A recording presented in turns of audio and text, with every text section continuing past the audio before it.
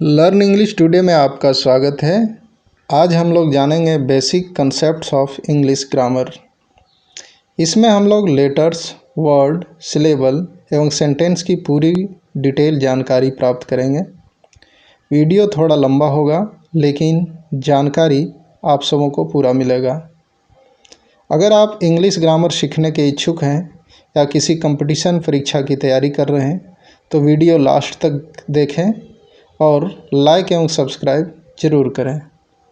जैसा कि आप जानते हैं, इंग्लिश लैंग्वेज आज के समय की बहुत बड़ी ज़रूरत हो गई है। लोग आजकल अपने बच्चों को इंग्लिश मीडियम स्कूल में भेज रहे हैं। आजकल हायर एजुकेशन में भी सभी बुक्स एवं पढ़ाई के मटेरियल्स इंग्लिश मीडियम में है। एक साधारण दुकानदार भी अपने दुकान का नाम इंग्लिश में लिखवा रहा है। एक मोबाइल चलाने के लिए भी इंग्लिश की ज़रूरत होती है। हर जगह इंग्लिश एक ज़रूरत बन गई है। अगर आप इंग्लिश ग्रामर सीखना चाहते हैं तो मैं इंग्लिश ग्रामर सीखने के कुछ तरीके पर बात करना चाहता हूँ। कुछ लोगों को इंग्लिश ग्रामर कठिन लगता है, लेकिन कुछ तरीके हैं जिससे आप इसे आसानी से सीख सकते हैं। कुछ लोग शुरू से न सीखकर बीच से सीखना शुरू करते हैं, जिसमें सीखने वालों को कुछ भी पता नहीं चलता है। आइए हम आपको इंग्लिश ग्रामर के सीखने के तरीके के कुछ चैप्टर एवं पॉइंट्स पर बात करते हैं। इंग्लिश ग्रामर सीखने के लिए सबसे पहली बात होती है बेसिक्स ऑफ इंग्लिश ग्रामर। इस भाग में हमें लेटर्स, जिसे अल्फ़ाबेट्स कहते हैं, वॉवेल्स, कॉन्सोनेंट्स, सेमी वॉवेल्स, उसके बाद लेटर से वर्ड बनाने की प्रक्रिया, वर्ड फॉर्मेशन सीखते हैं। उसके बाद सिलेबल एवं उसके बाद सेंटेंस, जिसमें सेंटेंस के प्रकार, सेंटेंस को पहचानने की प्रक्रिया सीखते हैं। दूसरा, पार्ट्स ऑफ स्पीच। ग्रामर के इस भाग में noun, pronoun, verb, adjective, adverb, preposition, conjunction एवं इंटरजेक्शन के बारे में जानते हैं। इसमें अंग्रेजी शब्दों की पहचान करनी होती है, पहचानने के लिए सीखना होता है। अगर अंग्रेजी के शब्दों को पहचान लेंगे, आप पहचान सीख जाएंगे तो अंग्रेजी सीखना आसान हो जाएगा। तीसरा चैप्टर नंबर। इसमें सिंगुलर नंबर एवं प्लूरल नंबर के बारे में जानकारी मिलती है।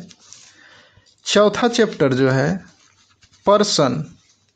इसमें फर्स्ट पर्सन, सेकेंड पर्सन एवं थर्ड पर्सन के बारे में जानकारी मिलती है। पांचवा केस। इसमें नॉमिनेटिव केस, ऑब्जेक्टिव केस एवं पॉसेसिव केस के बारे में जानकारी मिलती है। छठा वर्ब फॉर्म्स।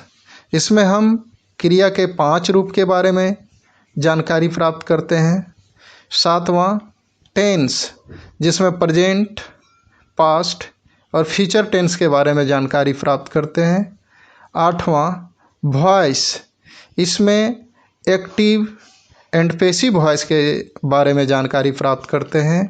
नौवां नरेशन, जिसे हम डायरेक्ट नरेशन एवं इनडायरेक्ट नरेशन कहते हैं। इसे दूसरे तरह से डायरेक्ट स्पीच एवं इनडायरेक्ट स्पीच भी कहते हैं। इसके बारे में जानकारी प्राप्त करते हैं। 10वां आर्टिकल। इसमें हम ए, एन और द के बारे में जानकारी प्राप्त करते हैं। 11वां सब्जेक्ट वर्ब एग्रीमेंट। इसमें हम सब्जेक्ट और वर्ब के बीच के तालमेल को सीखते हैं, जिसमें सिंगुलर सब्जेक्ट के साथ सिंगुलर वर्ब एवं प्लूरल सब्जेक्ट के साथ प्लूरल वर्ब के बारे में जानकारी प्राप्त करते हैं। अगर आप इन चीज़ों को सिलसिलेवार, क्रमवार ढंग से सीख लेते हैं तो आगे की और भी कुछ छोटे छोटे चैप्टर्स हैं जिसकी जानकारी आपको आसानी से हो जाएगी। अगर आप इन सबों को डिटेल में जानना चाहते हैं, अगर इन चैप्टर का डिटेल जानकारी चाहते हैं तो बने रहें मेरे वीडियो के साथ। तो आज का टॉपिक है basic concepts of English grammar. इसमें हम सबसे पहले लेटर्स एवं अल्फ़ाबेट के बारे में जानेंगे। आज आप सबों का कंसेप्ट इंग्लिश ग्रामर के प्रति क्लियर होने वाला है। आज आपको पता चल जाएगा कि इंग्लिश सीखना कितना आसान है। तो शुरू करते हैं इंग्लिश ग्रामर सीखने के पहले कड़ी का। तो पहला है लेटर्स, जिसे हिंदी में अक्षर कहते हैं। लेटर्स किसी भी भाषा की प्रथम इकाई होती है। अक्षर किसी भी भाषा की एक प्रतीक चिन्ह होता है जो लेखन में प्रयोग होता है। इंग्लिश में हम इसे कह सकते हैं ये written symbols which represent sound in a language is called letters. अंग्रेजी भाषा में 26 अक्षर होते हैं। There are 26 letters in English language. इसे कैपिटल लेटर्स एवं स्मॉल लेटर्स में लिखे जाते हैं। सुंदर लिखावट के लिए कर्सिव लेटर्स भी लिखे जाते हैं। कमेंट करके बताइएगा अगर आप सुंदर व आकर्षक लिखावट चाहते हैं तो इस पर हम अलग से वीडियो बनाऊंगा। फिलहाल जो अभी आप देख रहे हैं स्क्रीन पर इंग्लिश लेटर्स के रेड, ब्लैक एवं ग्रीन टाइपिंग, अगर आपको पूर्व से थोड़ी बहुत जानकारी है तो आपको अंदाज़ा लग गया होगा कि ऐसा क्यों है। तो आइए इस पर चर्चा कर लेते हैं। English letters divided into 2 parts. अंग्रेजी के अक्षर 2 भागों में बांटा गया। वॉवेल लेटर्स स्वर वर्ण एंड कॉन्सोनेंट लेटर्स व्यंजन वर्ण। वॉवेल्स 5 होते हैं, ए, ई, आई, ओ, यू। कॉन्सोनेंट्स 21 होते हैं। 5 वॉवेल्स को छोड़कर सभी कॉन्सोनेंट्स होते हैं, लेकिन 2 ऐसे लेटर्स हैं डब्ल्यू एंड वाई जो सेमी वॉवेल्स कहलाते हैं। आइए हम लोग वॉवेल, कॉन्सोनेंट एवं सेमी वॉवेल के बारे में और जानकारी प्राप्त करते हैं। वॉवेल्स इंडिपेंडेंट होता है। यह अपने उच्चारण में किसी अन्य लेटर्स का सहायता नहीं लेता है, जबकि कॉन्सोनेंट अपने उच्चारण में वॉवेल की सहायता लेता है।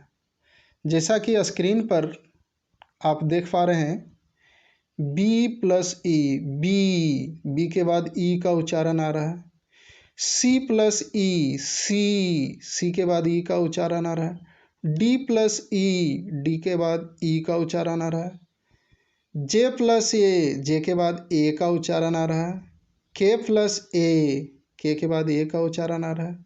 इसी तरह और भी जितने भी कॉन्सोनेंट लेटर्स हैं उसमें वॉवेल की सहायता से उच्चारण होते हैं।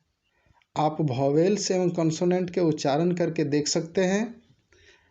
आप जो भी व्यूअर हैं उच्चारण करके देखिए कि वॉवेल अपने उच्चारण में किसी का सहायता नहीं ले रहा है, जबकि कॉन्सोनेंट अपने उच्चारण में वॉवेल की सहायता ले रहा है। क्या आपने उच्चारण करके देखा? ज़रूर देखिए। आपको यह जानकर हैरानी होगी कि बिना वॉवेल का कोई भी वर्ड नहीं बनता है। कोई भी वर्ड उसमें वॉवेल या सेमी वॉवेल का प्रयोग जरूर होता है। कोई भी वर्ड हो उसमें वॉवेल या सेमी वॉवेल का प्रयोग जरूर होता है। सेमी वॉवेल्स में डब्लू एवं वाई के प्रयोग को समझें। जब डब्लू एवं वाई का प्रयोग किसी वर्ड के शुरू में होता है तो उसका उच्चारण कॉन्सोनेंट होता है। इसमें डब्लू एवं वाई का प्रयोग हिंदी उच्चारण के व एवं अंतस्या य के साउंड में होता है। जो उच्चारण में इंग्लिश में कॉन्सोनेंट एवं हिंदी में व्यंजन होता है। जब डब्ल्यू एवं वाई का प्रयोग किसी वर्ड के अंत में होता है तो डब्ल्यू का उच्चारण यो एवं वाई का उच्चारण ई एवं आई होता है। आप स्क्रीन पर लिखे शब्दों को पढ़कर देख सकते हैं, जिसमें वर्क, यहाँ डब्ल्यू का उच्चारण व हुआ। वर्ल्ड, यहाँ डब्ल्यू का उच्चारण व हुआ। क्रो, यहाँ डब्ल्यू का उच्चारण ओ हुआ। ग्रो, यहाँ डब्ल्यू का उच्चारण ओ हुआ। उसी तरह से वाई में देखें, अंग, यहाँ अंतस्या का उच्चारण हुआ। येलो, यहाँ भी अंतस्या का उच्चारण हुआ। जबकि वाई का उच्चारण जब किसी शब्द के अंत में लगता है तो यहाँ उच्चारण आई एवं ई हो जा रहा है। ड्राई, आई हो रहा है वाई का उच्चारण। फ्राई, आई हो रहा है। मेमोरी, ई का उच्चारण हो रहा है।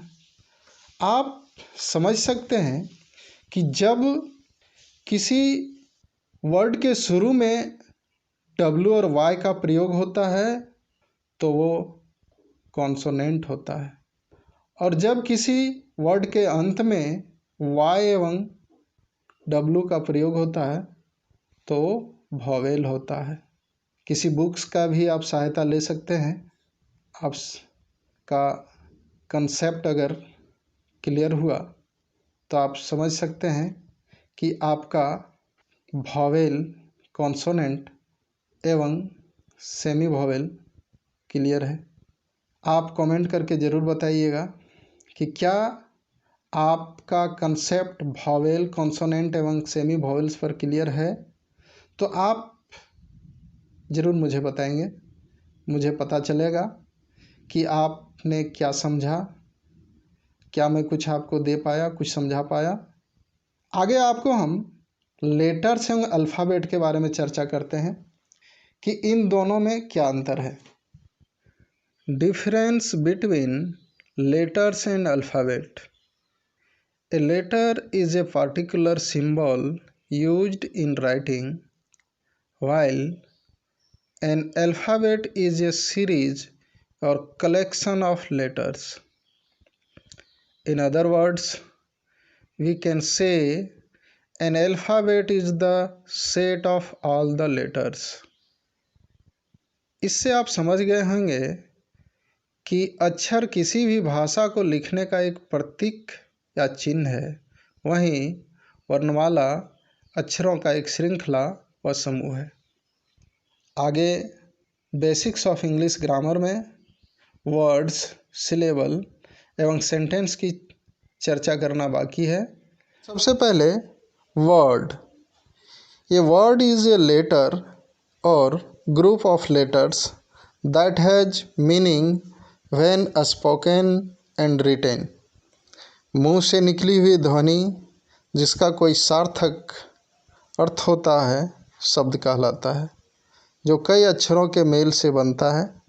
Example: dog, book, water, monkey, elephant.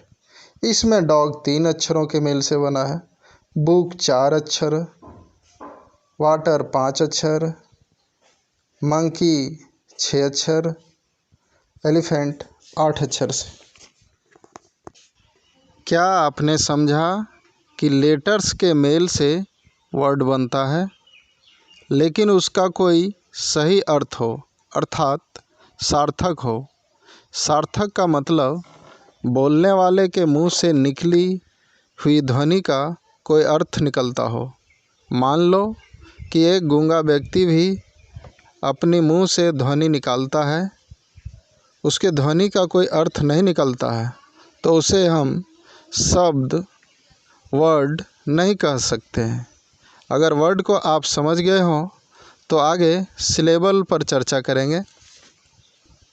Syllable: a syllable is a part of a word that is pronounce with one uninterrupted sound.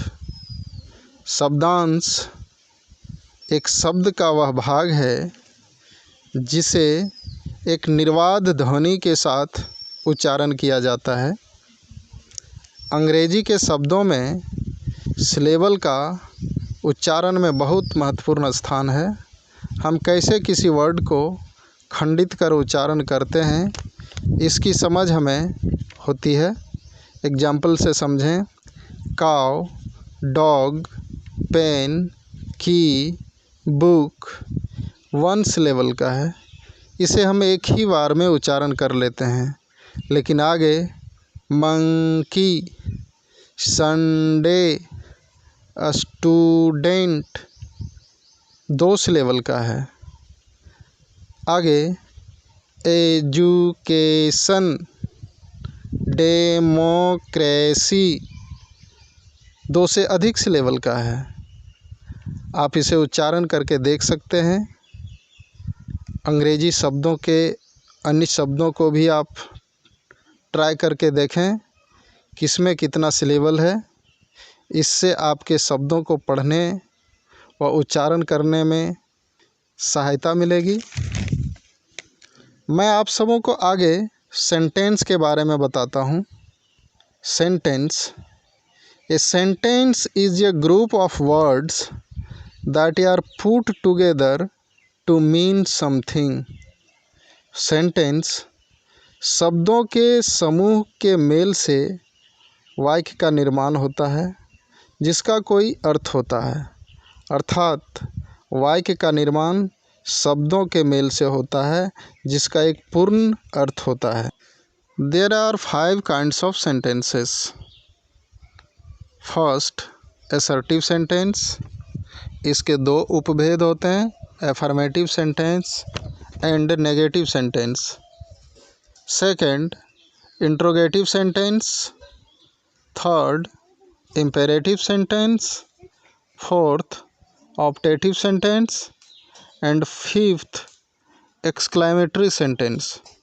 Sentence 5 होते हैं। आपने यह जाना कि लेटर्स से वर्ड बनते हैं और वर्ड से सेंटेंस का निर्माण होता है। Sentence, a sentence is a group of words that are put together to mean something. इसका मतलब है शब्दों के समूह को जोड़कर वाक्य बनाए जाते हैं जिसका कोई अर्थ होता है। There are 5 kinds of sentences. First, assertive sentence.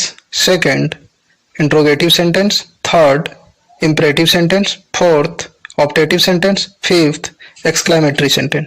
Assertive sentence oblique declarative sentence, साधारण वाक्य। Sentence which state, assert or declare simple statement are known as assertive sentence। वैसे वाक्य जिसमें कोई भी बात साधारण ढंग से कही जाती हो साधारण वाक्य कहलाता है। एग्जाम्पल से समझें। ही इज वर्किंग, वह काम कर रहा है। ही इज नॉट वर्किंग, वह काम नहीं कर रहा है। दे आर प्लेइंग, वे लोग खेल रहे हैं। दे आर नॉट प्लेइंग, वे लोग नहीं खेल रहे हैं। इन वाक्यों में कार्य के होने का बोध हो रहा है और कार्य के नहीं होने का बोध हो रहा है। इसी के आधार पर असर्टिव सेंटेंस को 2 भागों में बांटा गया है। Assertive sentence divided in 2 parts. First, affirmative sentence, सकारात्मक वाक्य। An affirmative sentence indicates affirmation that you agree with what someone has said and your answer will be yes. सकारात्मक वाक्य वो होते हैं जिसमें कोई भी व्यक्ति किसी की बात पर सहमति देता है और उसका आंसर हाँ में होता है और कार्य होने का बोध होता है। नेगेटिव सेंटेंस, नकारात्मक वाक्य। A negative sentence indicates negation that you disagree with what someone has said and your answer will be no, not, never। नकारात्मक वाक्य वो होते हैं जिसमें कार्य के न होने का बोध होता है और जिसमें किसी का उत्तर नो, नॉट, नेवर में होता है, नहीं में होता है। एफर्मेटिव सेंटेंस एवं नेगेटिव सेंटेंस को इन उदाहरणों से समझें। Shyam is a doctor, affirmative sentence. Shyam is not a doctor, negative sentence. He is going to market, affirmative sentence. He is not going to market, negative sentence. They were playing cricket, affirmative sentence. They were not playing cricket, negative sentence.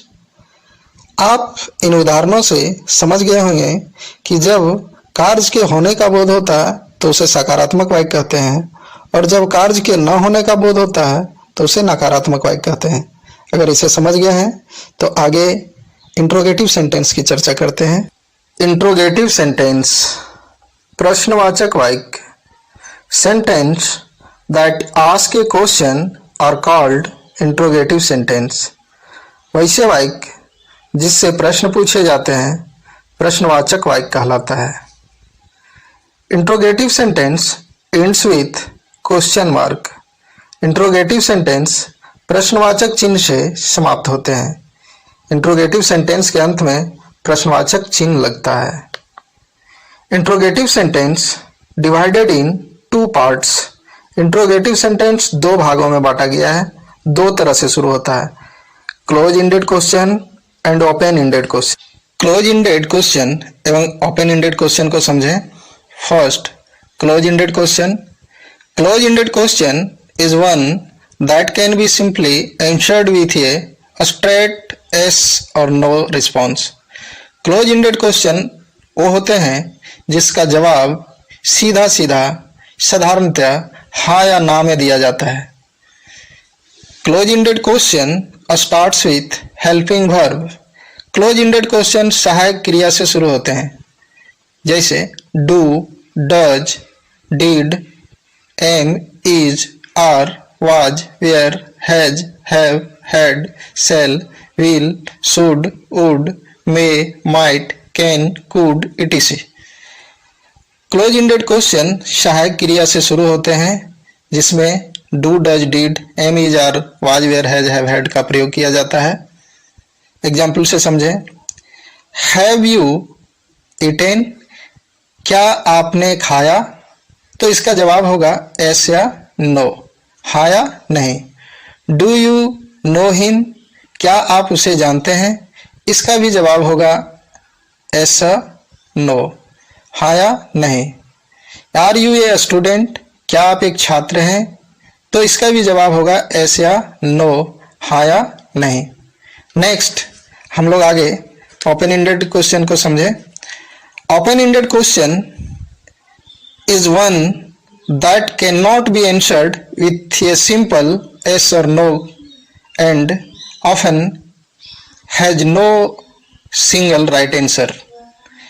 Open ended question वो होते हैं जिसमें हाँ या ना में जवाब नहीं दिया जा सकता है और ना ही एक शब्द में जवाब दिया जा सकता है। इसके जवाब एक वाक्य में या एक वाक्य से अधिक में भी दिया जाता है।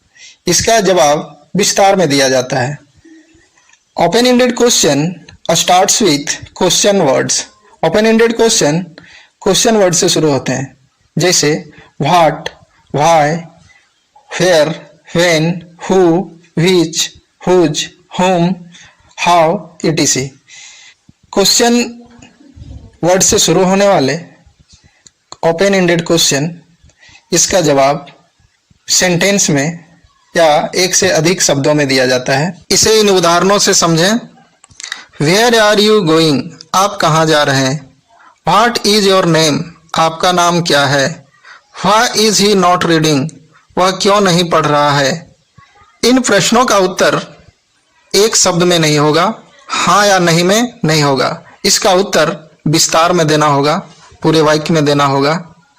आप इन उदाहरणों से समझ गए होंगे कि close ended question helping verb से शुरू होता है और उसका उत्तर हाँ या नहीं में दिया जाता है, जबकि open ended question question word से शुरू होता है और उसका उत्तर विस्तार में दिया जाता है। संक्षेप में उसका उत्तर या एक शब्द में उसका उत्तर नहीं होता है। Next, imperative sentence. Imperative sentence आज्ञार्थक वाक्य। The sentence which is used to convey command, order, instruction, request and advice are called imperative sentence. वैसे वाक्य जिससे आज्ञा, आदेश, आग्रह एवं सलाह का बोध होता है उसे इंपरेटिव सेंटेंस कहते हैं, आज्ञार्थक वाक्य कहते हैं। एग्जाम्पल से समझें। Command, Adesh.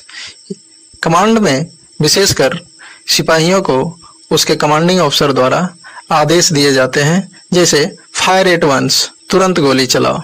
Shoot the enemy, दुश्मन को गोली मारो। नेक्स्ट, ऑर्डर, इंस्ट्रक्शन, आज्ञा, आदेश, निर्देश। यहाँ देखें, शट अप, चुप हो जाओ। कम हियर, यहाँ आओ। ओपन द डोर, दरवाजा खोलो। यहाँ आदेश या निर्देश दे रहा है। Next, request, please sit down, कृपया बैठ जाइए।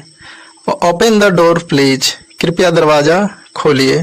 Kindly give me your pen, कृपया आप अपनी कलम मुझे दें। इन वाक्यों में आग्रह कर रहा है। नेक्स्ट, एडवाइस, सलाह, वर्क हार्ड, कठिन परिश्रम करो। टेक मेडिसिन इन टाइम, समय पर दवा लो। इन वाक्यों में सलाह का बोध हो रहा है। आप इन वाक्यों से समझ गए होंगे कि आज्ञा, आदेश, निर्देश, आग्रह एवं सलाह को इंपरेटिव सेंटेंस कहते हैं। ऑप्टेटिव सेंटेंस, इच्छाबोधक वाक्य। Sentences which express wishes, prayers and curses are called optative sentence। वैसे वाक्य जिससे किसी व्यक्ति की प्रबल इच्छा, प्रार्थना एवं शाप अभिशाप का बोध होता है, वैसे वाक्य को इच्छाबोधक वाक्य कहते हैं। उदाहरण से समझें। विशेष, इच्छा, मे यू लिव लॉन्ग, आप दीर्घायु हो। मे your team win the match, आपकी टीम मैच को जीते। इन वाक्यों में किसी व्यक्ति की प्रबल इच्छा का बोध हो रहा है। नेक्स्ट, प्रेयर्स, प्रार्थना, मे गॉड हेल्प यू, भगवान आपकी सहायता करे। मे गॉड ब्लेस एवरीवन, भगवान हर किसी को आशीर्वाद दे। यहाँ व्यक्ति के द्वारा किसी के प्रति प्रार्थना किया जा रहा है। कर्सेस, शाप अभिशाप, मे ही डाई, वह मर जाए। मे ही डाई ऑफ कोलरा, वह कोलरा से मर जाए। यहाँ किसी व्यक्ति के द्वारा किसी को श्राप दिया जा रहा है। स्पष्टतः इन सभी वाक्यों से स्पष्ट है कि किसी व्यक्ति की प्रबल इच्छा जिसमें उसका प्रार्थना, आशीर्वाद इत्यादि का बोध हो, उसे इच्छा बोधक वाक्य कहते हैं। एक्सक्लेमेटरी सेंटेंस, विस्मयादि बोधक वाक्य। Sentence which express sudden emotion like surprise, joy, sorrow, anger, fear, contempt and applause are called exclamatory sentence। वैसे वाक्य जिससे किसी व्यक्ति के मन में एकाएक आश्चर्य, खुशी, दुख, क्रोध, डर, घृणा एवं प्रशंसा का भाव व्यक्त हो, वैसे वाक्य विस्मयादि बोधक वाक्य होते हैं। एग्जाम्पल से समझें। सरप्राइज, आश्चर्य। How fast the baby runs, बच्चा कितना तेज दौड़ता है। What a flower it is, क्या फूल है यह। इन वाक्यों में आश्चर्य का बोध हो रहा है। Joy, hurrah, we have won the match, हम लोगों ने मैच जीत लिया, यहाँ खुशी का बोध हो रहा है। सोरो, दुख।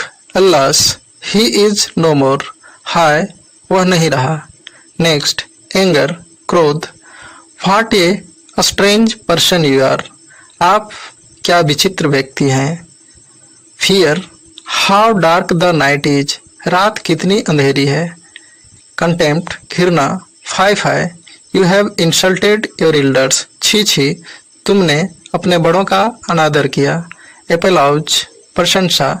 ब्रेव हो, यू हैव डन वेल, शाबाश, तुमने अच्छा किया।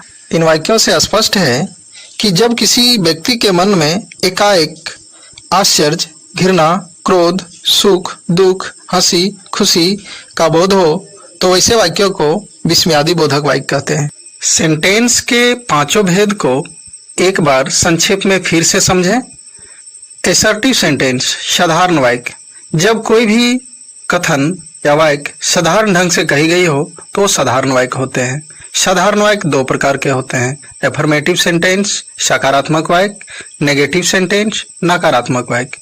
वैसे वाक्य जिससे कार्य के होने का बोध होता है सकारात्मक वाक्य कहलाता है, और वैसे वाक्य जिससे कार्य के न होने का बोध होता है नकारात्मक वाक्य होते हैं। नेक्स्ट, इंट्रोगेटिव सेंटेंस, प्रश्नवाचक वाक्य। जिस वाक्य से प्रश्न किया जाता हो प्रश्नवाचक वाक्य कहलाते हैं। प्रश्नवाचक वाक्य दो प्रकार के होते हैं। Close ended question, open ended question. वैसे वाक्य जो हेल्पिंग वर्ब से शुरू होते हैं, जिसका जवाब हाँ या नहीं में दिया जाता है, संक्षेप में दिया जाता है, क्लोज एंडेड क्वेश्चन होते हैं। ओपन एंडेड क्वेश्चन, जिस वाक्य की शुरुआत क्वेश्चन वर्ड से होता है और उसका उत्तर विस्तार में दिया जाता है, ओपन एंडेड क्वेश्चन कहलाता है।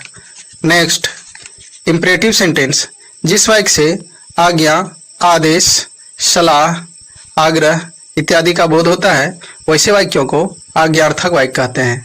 नेक्स्ट, ऑप्टेटिव सेंटेंस इच्छाबोधक वाक्य, जिस वाक्य से किसी व्यक्ति की प्रबल इच्छा, प्रार्थना, शाप, अभिशाप का बोध होता है, इच्छाबोधक वाक्य कहलाता है।